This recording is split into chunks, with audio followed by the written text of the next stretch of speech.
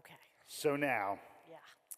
we have another wonderful interlude in which we get to bring up the woman of the hour, the night, and every night at Project Safe, the person in charge of this event, as well as the organization that it benefits, Executive Director of Project Safe, Joan Pretty. Yep. Now, Joan is notoriously humble. She is. So I was shocked to pieces when she said we could talk all we wanted if we talked about one thing. One thing. And when I heard what it was not that surprising. So I am thrilled to be the one that gets to share with you tonight, if you don't already know, that Project Safe was selected as the 2024 Nonprofit of the Year by the Athens Area Community Foundation. Right? So this is a massive honor, y'all. The announcement said, among other things, for nearly 50 years, Project Safe has been a beacon of hope for survivors of domestic violence, providing emergency shelter, pioneering innovative programs, and advocating for policies that protect families. Now, it does make sense, come to think of it, that this is an opportunity because Joan is not shy about one thing, and that is recognizing the incredibly hardworking staff, interns, and volunteers at Project Safe, and the community, all of you who support them. This is an award that requires excellence at every level, and they have earned it top to bottom. Make no mistake, though, you are about to meet an exceptional and a visionary leader. Please, my friends, welcome Joan Pretty to the stage.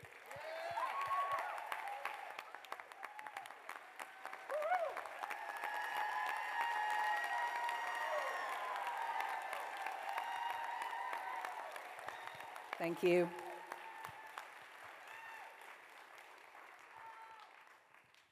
I have the standings updated. In 5th place, we have a tie. Suki and Mallory, and Marcia and Mike. In 4th place, Allison and Allison. In 3rd place, Eric and Catherine. In 2nd place, Joey and Natalie. And in 1st place, Jennifer and Caitlin.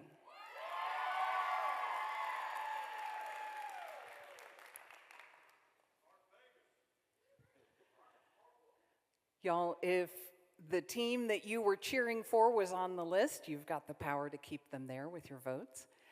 And if the team that you're here for wasn't on that list, well, you've got the power to change that too with your votes. But your votes have the power to do a lot more. You all know that. And it has to do with freedom.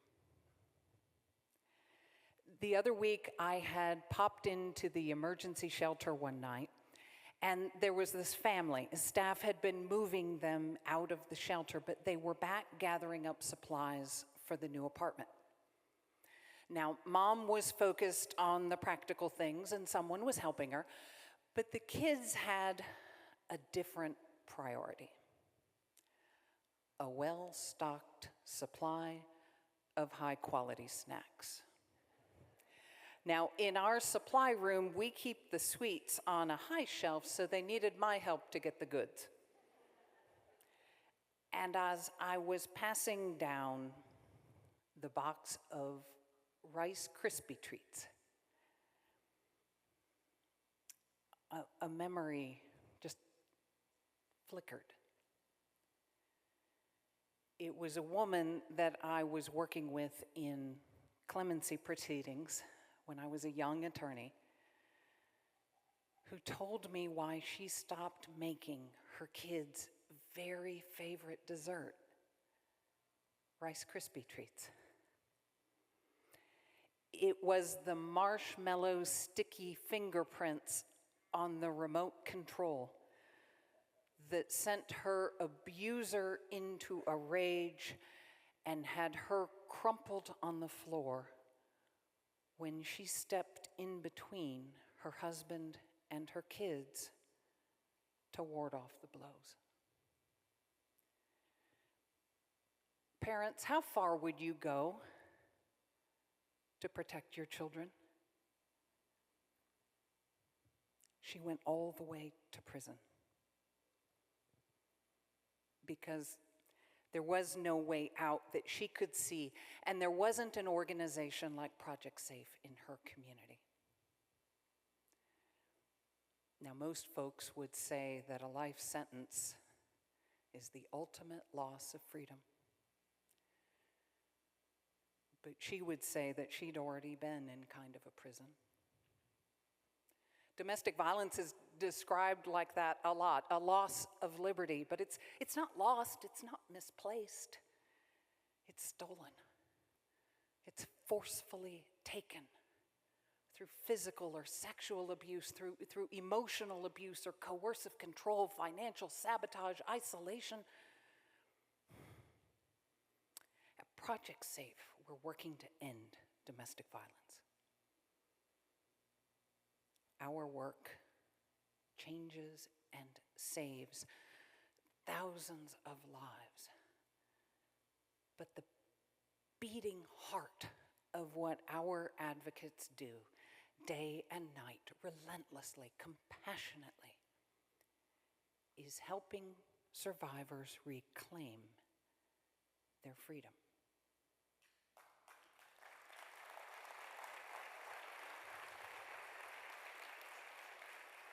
And it happens in so many ways. Sometimes it is strategizing and safety planning on the hotline. Sometimes it is walking alongside people as they're navigating complex systems of legal and medical and social services. Sometimes it's by offering emergency shelter or long-term housing. It's moving somebody across town or moving them across country.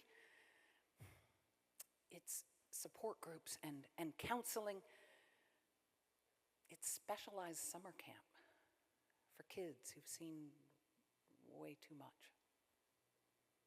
This work that we do, it is made up of countless simple moments of affirmation and support, and months and years of complex advocacy and comprehensive services. But we do not do this work alone. We rely on the generosity of this community. We rely on the strength of this event, on this very night when your donations are doubled. So I want you to just think for a minute about what it means to be free in the everyday. I think about a young person imagining all the possibilities for their life, trying some direction, messing it up totally, trying again, choosing a different path without having somebody trying to make them smaller or dimmer or duller or less than what they're able to be. I think about an adult making 1,000 ordinary decisions over the course of the day without being threatened or sabotaged. I think about a little kid exploring, playing, leaving a trail of stickiness without needing a parent's sacrificial protection.